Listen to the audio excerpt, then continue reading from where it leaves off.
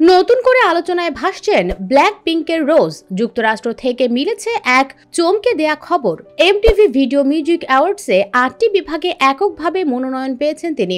বিশ্ব সঙ্গীতের এমন মর্যাদাপূর্ণ মঞ্চে এভাবে জায়গা করে নেওয়া কোনো সাধারণ ঘটনা নয়।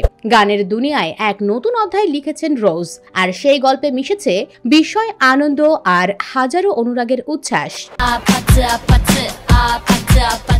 মনোনয়নের তালিকা প্রকাশ হতেই রীতিমতো বাকরুদ্ধ রোজ। ইনস্টাগ্রামে তিনি লিখেছেন, আমি প্রচন্ড অবাক হয়েছি, কি বলবো বুঝতে পারছি না, এমন উচ্ছ্বাস সত্যি বিরল।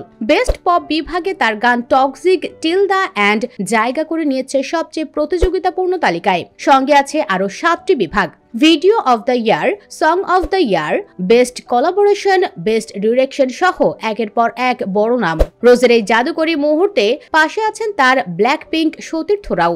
জেনের লাইক জেনি, জিসুর আর্থ কোকোয়া ও লিসার বর্ন অ্যাগেইন 3 সদস্যই পেয়েছেন মনোনয়ন। শুধু কোরিয়ান পপ নয়, এখন যেন বিশ্ব জগতে ব্ল্যাক পিঙ্কের পূর্ণ আধিপত্য। আর রোজের কাঁধে এমন নতুন প্রত্যাশা, নতুন সাফল্যের ওজন। 2 বছরের বিরতির পর ডেডলাইন কনসার্ট দিয়ে মঞ্চে ফিরেছে ব্ল্যাক পিঙ্ক। আর সে ফেরা যেন চুপিসারে নয়, বরং বিশ্বজয়ী ঘোষণায় ভরা। নিউ ইয়র্ক, লন্ডন, প্যারিস থেকে শুরু করে 16 শহরে 31টি কনসার্টেই আয়োজন শুধু সঙ্গীত নয়, সংস্কৃতিরও বিজয় যাত্রা।